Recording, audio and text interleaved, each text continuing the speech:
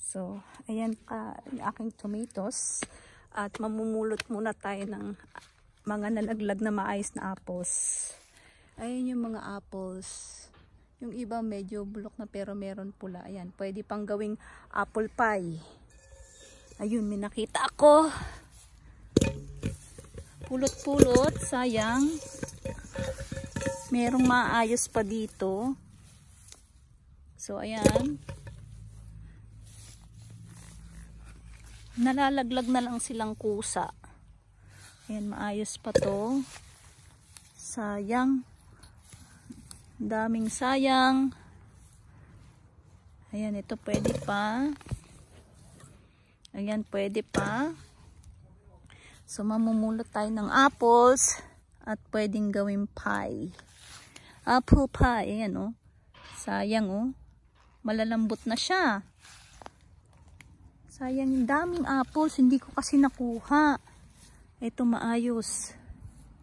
Ito hindi na. Sayang. Ang daming apples. Ayan, oh. Wala, malambot na siya. Nalaglag na yata yung ito, pwede pa to.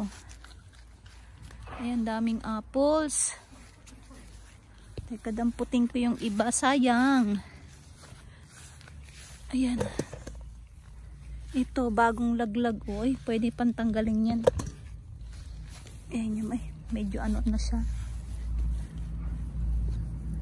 Di na pwede. Ito medyo malambot-lambot na. Ay, ito. Buti. Ayan oh, guys. So, apples. So, damputin natin yung maayos pa. At, sayang. Daming nasayang na apples. Kasi hindi naman kami nakain masyado dahil may mga allergy nga.